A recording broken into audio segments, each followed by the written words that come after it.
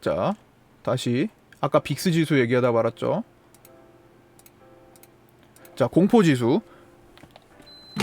맞아요, 선물님. 하락장을 경험해보지 못한 분들이 많아서 지금 그 얘기를 같이 드리는 겁니다. 네, 여선우님 아니에요. 자, 공포 지수, 빅스 지수는 보통 항상 그런 건 아니지만 공포감이 커졌을 때 지수가 상승을 하죠. 아, 이거는 맞고, 근데 그 공포감이 항상 떨어졌을 때 생기지는 않아요.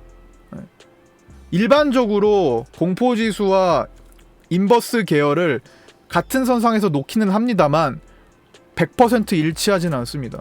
한 방향으로 계속 가면 공포지수는 계속 떨어지고요. 변동성 지수기 때문에 변동성을 많이 보이면 보일수록 공포지수는 올라갑니다. 그러니까 인간 심리를 생각하시면 돼요. 변동성이 크면 공포감을 느낀다라는 기본적인 그 생각만 갖고 계시면 됩니다. 변동성이 크다라는 건 불안정하다라는 거잖아요. 예, 거기에 대한 사람들은 공포감을 느낀다라는 거고, 일반적으로 변동성이 크면 하락을 많이 보여주기도 합니다. 그래서 하락하는 변동성에 공포감을 더 크게 느껴서 이렇게 급등을 만드는 거예요. 자, 빅스 지수는 뭐 간단히 어떤 움직임을 보이는지만 말씀을 드렸고요. 그 미국에서 이 공포지수의 선물 매매가 비정상적인 모습을 보이고 있습니다. 갑자기 여러분, 지금까지 6개월 동안 보이지 않았던 모습을 갑자기 보이고 있어요. 갑자기 어떻게 보이냐? 공포지수가 올라간다에 베팅하면 선물을 사드리겠죠. 공포지수가 올라간다는 건 시장이 불안한 거고, 불안정할 수 있는 거고, 조심을 해야 되고, 경계를 해야 되고, 그러면 적극적인 투자금들이 위축이 될 수 있다라는 환경. 그게 고점에서 일어나면 하락 방향으로 일어날 수 있는 가능성이 높은 거고요. 이미 8월 달에 8월 옵션 시장에서 미국이 나스닥 대형주를 중심으로 굉장히 투기판을 펼쳐 왔어요. 그래서 8월까지 옵션 만기일까지 정말 시장이 급등을 했던 거고, 나스닥이 12,000포인트까지 찍었으니까. 자, 그 뒤로 이 투기 자금이 싹 빠졌습니다. 미국에서는 8월에 옵션 투기 자금이 싹 빠졌어요. 그래서 지금 12,000포인트를 찍자마자 만 몇백 포인트까지 내려왔잖아요. 11,000 이하까지도 내려왔다라는 겁니다. 투기 자금이 빠져서. 이 투기 자금이 빠지면서 동시에 공포지수 선물을 사들이기 시작했습니다. 미국에서는 4분기에 불안하다라는 거예요. 그래서 11월 이후에 공포지수 선물을 너무 많이 사들여서 11월 이후물, 그러니까 지금보다 먼저 앞으로, 지금은 9월이지만 10월, 11월, 12월에 공포지수가 올라가면 돈을 버는 그 상품에 지금 돈을 쓰고 있다라는 뜻입니다. 선물은요, 먼저 선, 그렇죠? 지금은 8월, 9월이지만 10월, 11월, 12월에 앞으로 공포지수가 상승을 하는데 배팅을 하는 투자자들, 옵션 투기 자금들이 그렇게 지금 행동을 하고 있다는 거예요. 8월 달에 정말 큰 역할을 하는 투자자들이 지금 그렇게 모습을 보이고 있어요. 즉 4분기는 불안하다가 되는 겁니다. 이 4분기가 단순히 많이 올랐으니까 떨어져야지 하는 관점이 아니라는 거예요. 그러면은 3월부터 9월까지 제가 해석한 게 그냥 근거가 없는 게 되는 거잖아요. 그런 식으로 하는 거면. 그러면 4월에도 많이 올랐으니까 이제 떨어질 거야. 더블딥 될 거야. 6월에도 많이 올랐으니까 떨어질 거야. 7, 8월에도 많이 올랐으니까 떨어질 거야가 된다라는 거죠. 그런 식으로 해석하는 게. 그럼 진짜 그렇게 해석해서 많이 올랐으니까 떨어지는 거 준비한 사람들도 많아요. 아, 이쯤은 정말 많이 올랐으니까. 그렇게 생각하신 분들 계시나요? 계시죠? 아, 이쯤이면 내 생각보다 많이 올랐어. 내가 생각하기에 이쯤은 그냥 많이 올랐어. 그러면 떨어질 거야. 주식시장 그렇게 생각하는 게 아니에요. 정말 큰 돈들이 어떤 움직임을 보이는지 보고 추정을 해야 확률이라도 높일 수 있습니다. 그걸 그렇다고 해서 100% 맞출 수는 없어요. 절대로. 왜? 금방 변합니다. 얘네들 행동들은 금방 변해요. 투기 자금들은 들어왔다가 확 빠질 수 있습니다. 들어왔다가 빠지는 거 1도 아니에요. 정말 빠르게 만들 수 있어요. 그런데 어쨌든 간에 지금 나타난 현상은 8월 9월에 옵션 투기로 나스닥을 엄청나게 끌어올린 다음에 갑자기 공포지수 선물을 사들여서 10월물보다 역전시켜버린 겁니다. 11월 달 더. 그러니까 10월에서 11월로 갈수록 혹은 11월에서 12월로 갈수록 가면 갈수록 시장이 불안하다는 데 베팅을 하고 있다는 겁니다. 자, 왜일까요? 왜? 그냥 단순히 나스닥이 12,000포인트나 찍어서 사상 최고가를 찍어서인가요? 단순히? 그럼 10,000포인트 때는 그러지 않았어요? 11,000일 때는 왜 안 그랬죠? 12,000포인트라는 게 큰 의미가 없어요, 사실. 10,000포인트, 11,000포인트도 높잖아요. 사상, 미국 시장의 역사상 최고잖아요.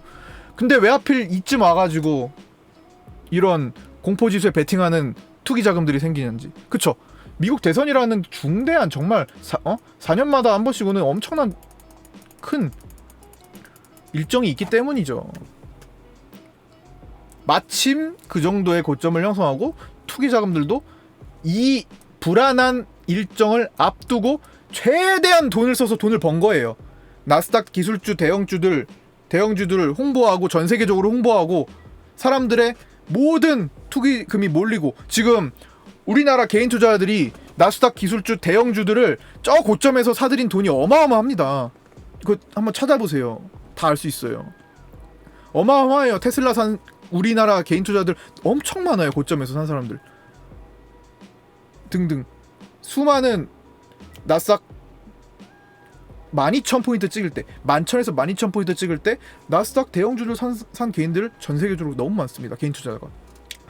근데 투기 자금은 거기서 쓱 먹고 빠졌다라는 거예요. 미국 대선이라는 중대한 일정을 앞두고 있기 때문에 그 전에 벌 수 있는 거 싹 다 먼저 벌어간 거예요. 이때는 주식시장이 가장 싫어하는 불확실성이 존재하는 때입니다. 가장 많이 존재하는 때죠. 누가 될지 몰라요. 지금 누가 될지 지금 딱 아시는 분 계세요? 트럼프가 된다. 응? 바이든이 된다. 지금 몰라요. 둘 중에 하나긴 한데 비등비등합니다, 사실. 얼마 전까지는 코로나가 확진이 막 될 때는 바이든이 조금 지지율이 높았는데 요즘은 또 아니에요.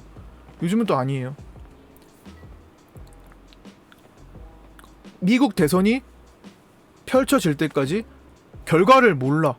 즉 불확실해요. 주식시장은 불확실성을 싫어합니다. 확실한 상태에서 마음 놓고 투자하는 걸 좋아해요. 불확실성을 싫어해서 투자금은 위축되고 빠집니다. 나중에 투자해야지. 조금 안정될 때 좀 투자해야지. 이런 사람들이 늘어납니다.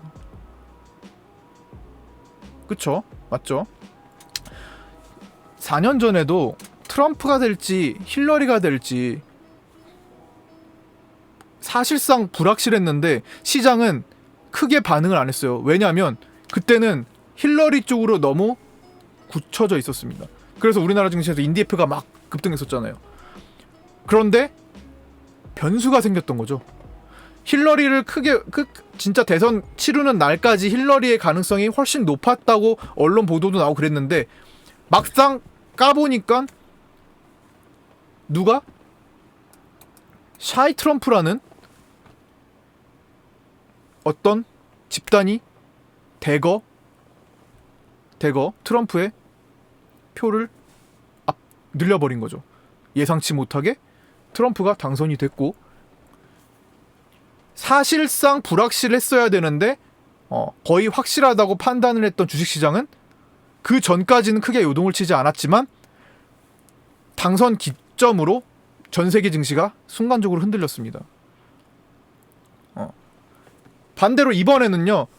일찌감치 불확실성이 지금 커지고 있어요. 그렇기 때문에 정말 한두 달 앞둔 시기에서는 증시가 어떤 식으로 변모할지 모릅니다. 그 어떤 식으로 변모할지 모르는 그 현상들, 변동성이 큰 현상들에 대비를 하셔야 된다는 거고 이미 정말 전 세계에서 큰 돈들이 움직이는 그 월가에서부터 불확실성, 공포에 돈을 벌 수 있는 쪽에 배팅이 들어오고 있다라는 겁니다. 자, 그러나 반드시 이것도 있어요. 반드시 미국 증시가 불안해서 고점을 형성해서 떨어진다고 하더라도 우리나라 증시도 같이 떨어진다는 아닙니다. 그래서 여기에 너무 불안해하실 필요까지는 없어요. 지금 불안할 수 있는 4분기가 될 수 있다를 말씀을 드리지만 지레 겁을 먹으실 필요는 없습니다. 다만 어느 정도의 움직임을 보일 수 있냐. 왜냐면 지금은 디커플링이에요. 우리나라랑 미국이랑 따로 놀아요. 잠깐 비슷비슷한데 좀 보시면 아시잖아요. 밤사이에 미국 증시가 어떻게 됐든 지난번에 5% 빠졌죠. 연속으로. 우리나라 증시가 5%씩 빠졌나요? 그러지 않아요. 우리나라는 우리나라 자금이 대기하고 있고 우리나라 매매를 할 뿐이고 미국은 미국의 환경만큼 지금 준비를 하고 있는 겁니다. 흐름을 그 움직임을 반드시 일치하진 않는데 영향은 어느 정도 받을 겁니다. 변동성에 대한 영향을. 왜냐면 밤사이 보고 다음날 아침 매매 항상 진행되고 있기 때문에 딱 어느 정도에만 움직이냐면요. 지금 제 생각에는 지금 6개월 정도의 신규 진입한 소위 주린이 분들이 벌었던 돈을 다 토해내는 정도 수준까지는 시장이 혼동을 줄 수 있을 거라고 생각해요. 신용잔고 17조 원 늘어났죠? 이것도 사실상 적은 이 17조가 어마어마하게 많다라고 지금 홍보가 되고 있는데 뭐 언론이나 근데 또 그렇지만도 않아요.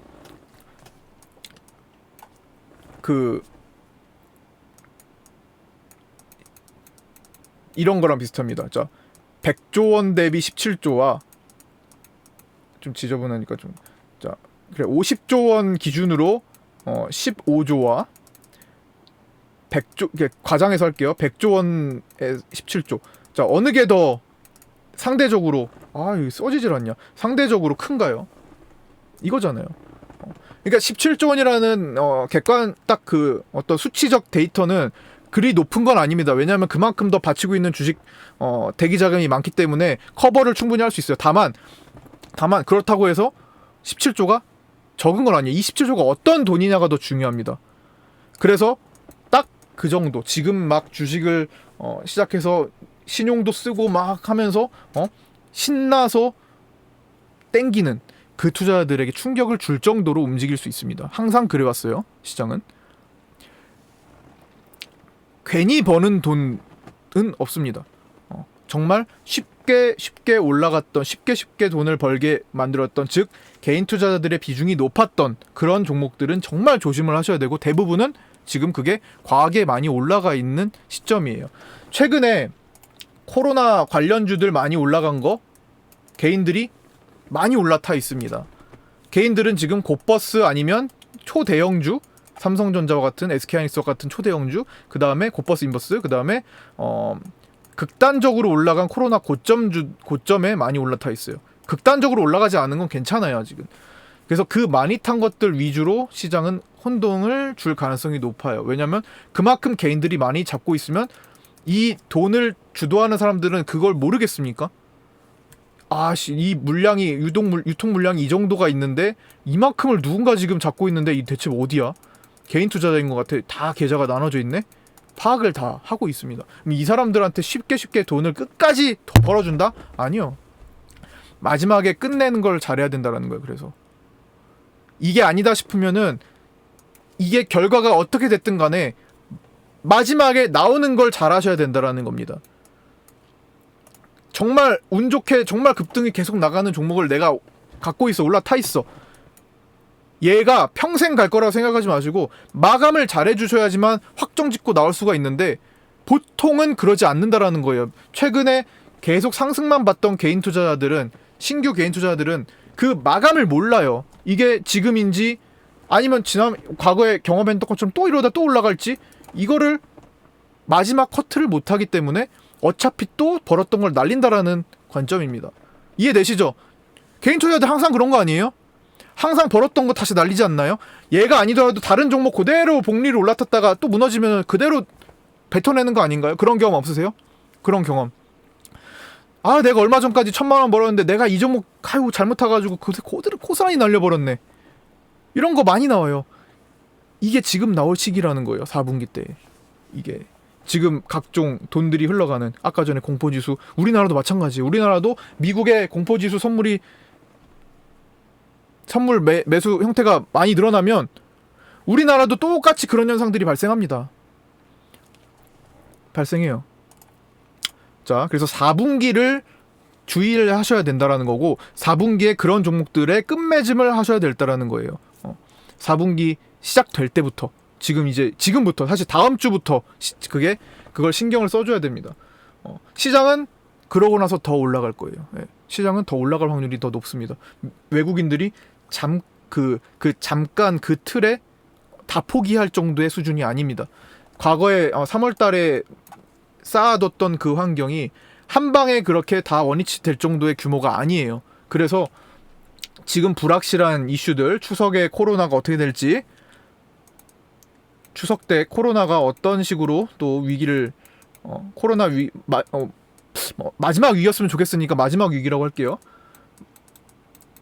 우리의 모든 희망이니까, 염원이니까 마지막 위기를 어떻게 극복할지, 또 신기하게도 그렇게 될 확률이 높은 미국 대선을 앞두고 극적으로 뭔가 코로나를 완벽하게 제압할 수 있는 뭐 치료제가 나온다든가, 사실 백신은 거의 뭐 힘들다고 봐요. 이건 왜냐면 변종 바이러스가 그 단백질이 이제 변이를 일으키냐 마냐로 이게 백신이 가능한지, 완벽하게 예방이 가능한지 아닌지를 결정지을 수 있잖아요. 감기가 계속 치료가 안 되듯 그냥 나았다가 걸렸다 하는 것이듯.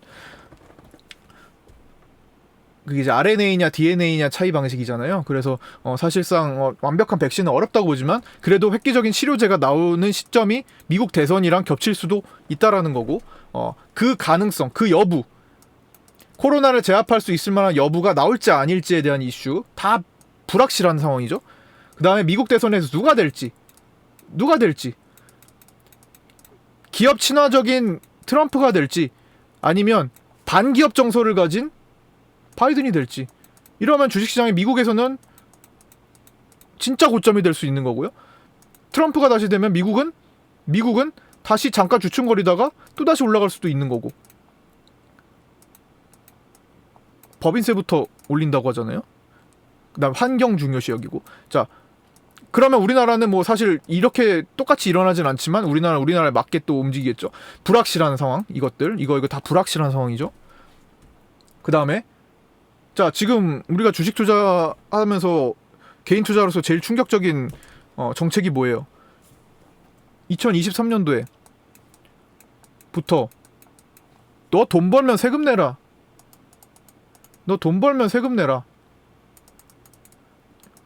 이거잖아요. 아니, 증권거래세도 내는데 왜 내가 돈 벌었다고 해서 내가 남들 안전한 거 안 하고 은행에 안 맡기고 나는 위험한 그래도 리스크가 있는 주식을 투자해서 나의 거기에 맞는 보상을 받은 건데 왜 돈 벌면 거기서 세금을 내야 되는 거야?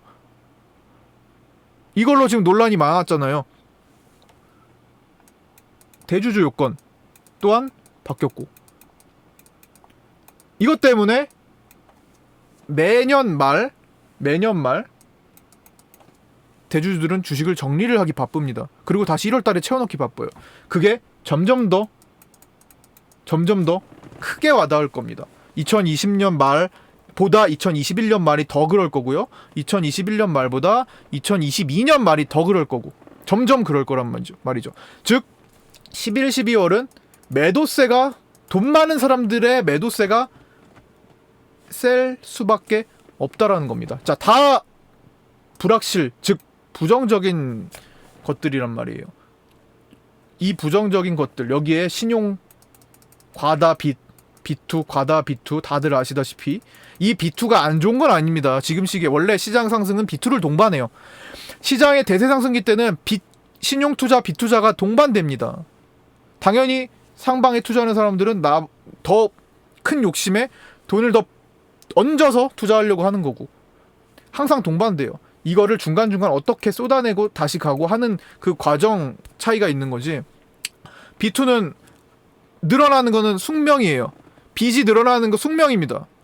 어쩔 수 없어요. 주식시장은 그렇게 올라갈 때 빚이 늘도록 구조적으로 늘도록 세팅되어 있고, 반대로 3월처럼 급락폭락을 하면 반대매매, 신용투자자들이 반대매매를 자기 계좌를 방어하지 못해서 빚이 순간적으로 다 회수가 되는 그런 시스템인 겁니다. 그래서 올라가는 장에서는 빚이 늘어나는 건 당연한 거예요. 언론에선 자꾸만 당연한 얘기를 하고 있는 겁니다. 빚이 B2를 많이 해서 걱정이다. B2가 많아져서 큰일 났다. 당연한 얘기를 하고 있는 거예요. 예. 그만큼 시장이 잘 올라가고 있다라는 걸 의미하는 겁니다. 중간중간에 일부 불량한 빚 대출금을 신용금을 중간중간에 회수만 할 것이다 정도라고 생각하시면 됩니다. 그러나 어쨌든 단기적으로 그 회수 구간에 접어들면 이것 또한 불안정하게 될 수가 있다라는 거죠. 불안하게 만드는 불확실한 재료가 될 수 있다라는 겁니다. 자, 여러 가지 재료들이 있어요. 뭐 기타 수많은 것들도 많이 있습니다. 공매도 얘기도 있죠. 공매도가 다시 부활할 수도 있는 몇 개월 뒤에 그게 다가오면 다가올수록 거기에 대한 부담감을 느끼는 거고요. 그 다음에 금리 정책에 대한 불확실성도 앞으로도 계속 있을 수 있는 거고, 언제까지 지금 금리 정책을 유지하느냐. 그 다음에 정책적 변동성. 이제 뭐 내년 들어가면 거의 뭐 대선 시즌이잖아요. 이제 1년 남짓 남았을 때, 혹은 뭐 서울시장, 부산시장 선거도 있고 등등 굵직한 선거들이 또 앞두고 있기 때문에 정치적인 불안정성 또 시장에 영향을 미칠 수 있는 환경이 정말 많아요. 그렇죠? 그 중에서 가장 큰 거 미국 대선 때문에 지금 미국 증시의 공포지수에 베팅하는 선물 투자들이 많아진다라는 거. 네. 자, 여기까지 제가 여기까지 설명드린 바로는 4분기에 불안할 수 2, 3분기보다 확실하게 4분기 때는 조심하고 불안한 시장이 펼쳐질 수 있다라는 근거를 들어서 말씀을 드렸어요. 그렇죠? 여기까지 이해되세요? 여기까지 이해되시면은 채팅 한번 1 한 번씩만 올려주시겠어요? 자, 그냥 4분기는 많이 올라갔으니까 떨어질 거야. 그럼 어떻게 해야 돼? 이게 아니에요. 이게 아니라는 거예요. 4분기에 왜 불안한지 근거를 지금까지 말씀을 드린 겁니다. 이해를 시켜드려야 될 거 아니에요. 왜 2, 3분기랑 다른지. 그래서 그럼 어떻게 해야 되는데 그거를 지금부터 말씀을 드리려고 하는 거예요. 또 시간이 오바됐네. 하다 보면 맨날 시간 오바돼. 저는 시간 이거 빨리 하는 거 그걸 모르겠어요. 자, 그래서